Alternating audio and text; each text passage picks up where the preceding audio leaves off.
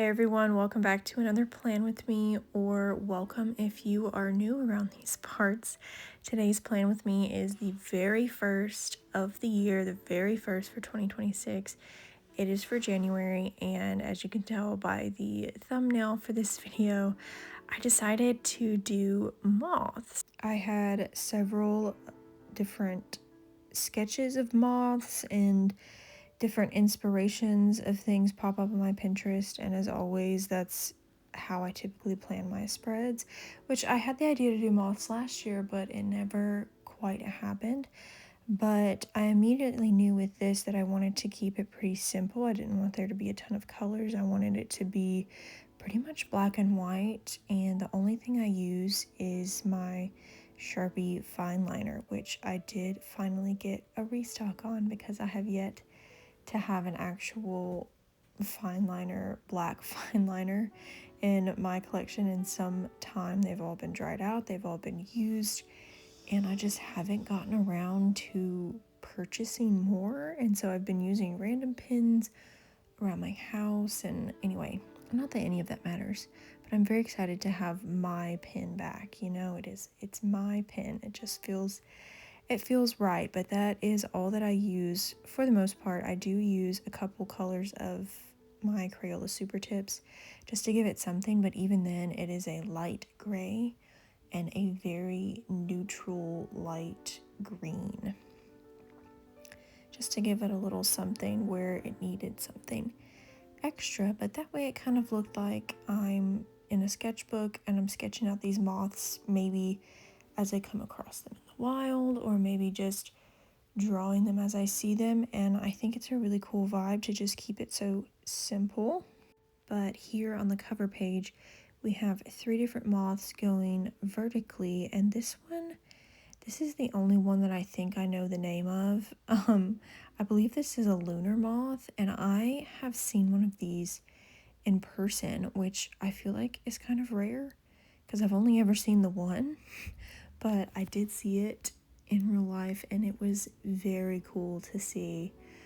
I just stared at it for a really long time. They're like brightly colored, almost like neon, and it was under the moonlight. Anyway, it was really, really cool. So that's what the main one is, the lunar moth. And then the other 2 that I draw, they're just some kind of a moth, your typical average moth that you see outside flying towards the light, the whole shebang. And then January, the title I put in these little bubble blocks just to keep it simple. But I'm very excited for the new year. This is going to be a year of a lot of changes for me. There's very exciting things coming up, and honestly, I haven't been keeping up with my bullet journal the best, but just something about the new year always gets me motivated. And I did my yearly 2026 setup, and it's just got me excited for the new year, and I have it catered more towards my needs, I feel like.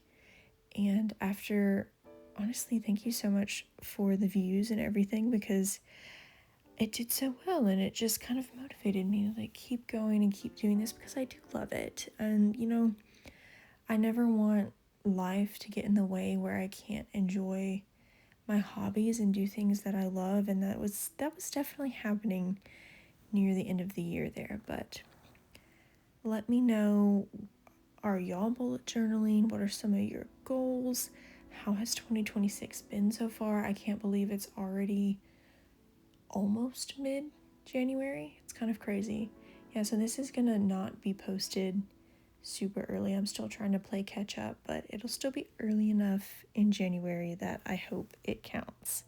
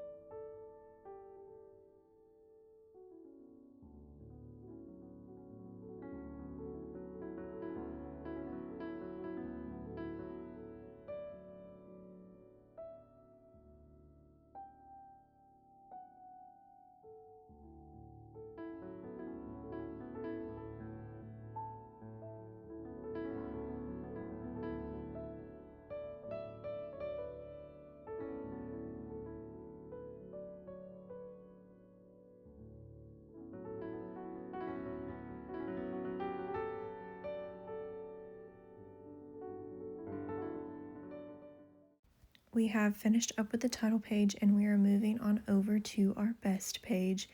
Going into 2026, I knew this was something that I wanted to keep because it really does allow me to pause and take a second and look at my life and look at the good things that are in it.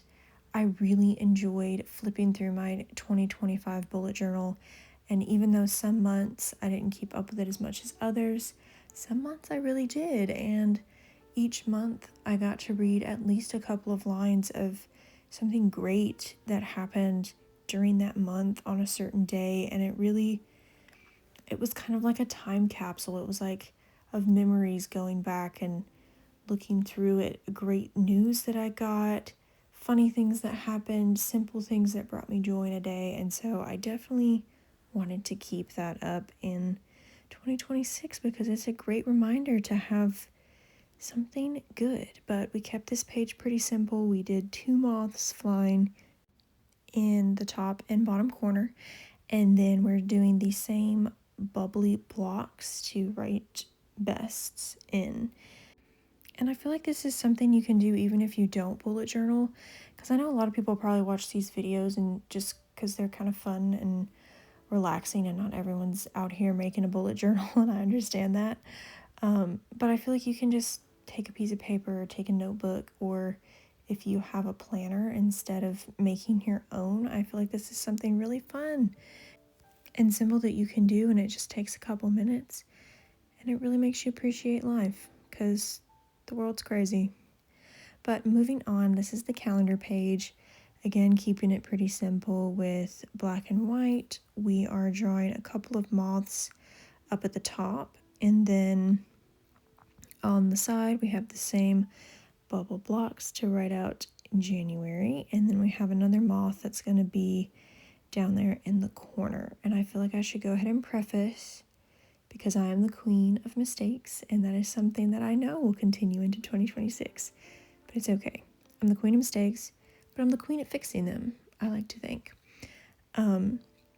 I should go ahead and tell you that I put too many numbers, or I leave too many spots for numbers. I thought I counted the correct amount of days, but apparently I just gave myself a whole other week of numbers that I didn't need, which you'll see a little bit later, but I'll show you how I cover it up then too.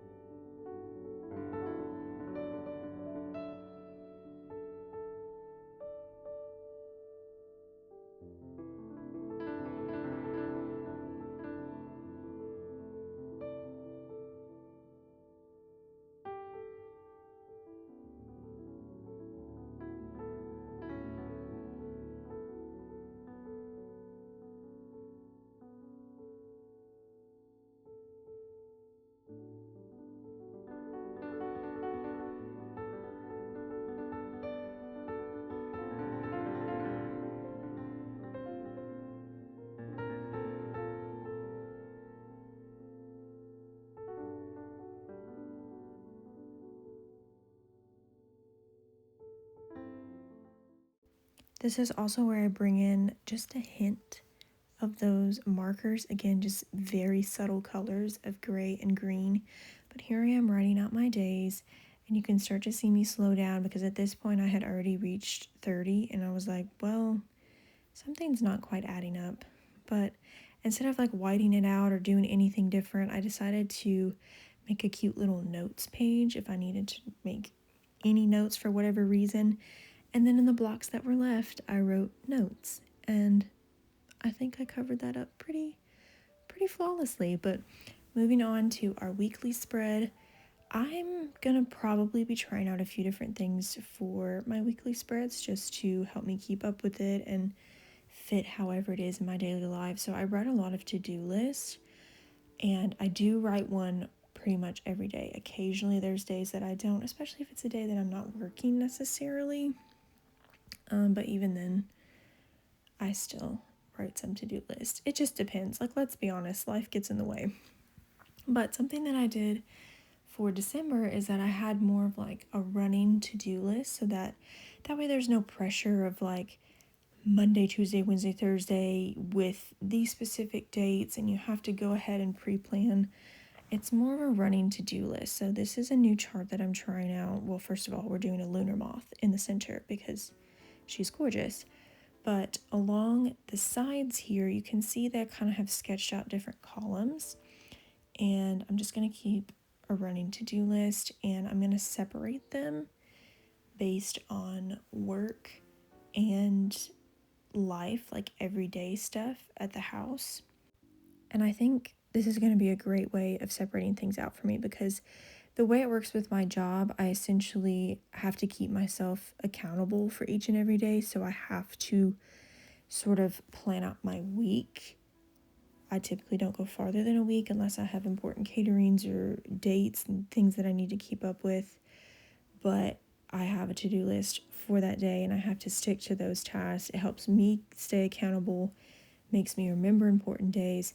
So that's kind of what I decided that the gray would be. And then next to it, we have the green, which will be more for every day. But let me know if you like how this spread turned out. I think it's simple but detailed enough. And as always, thank you so much for being here. And I am so excited for 2026.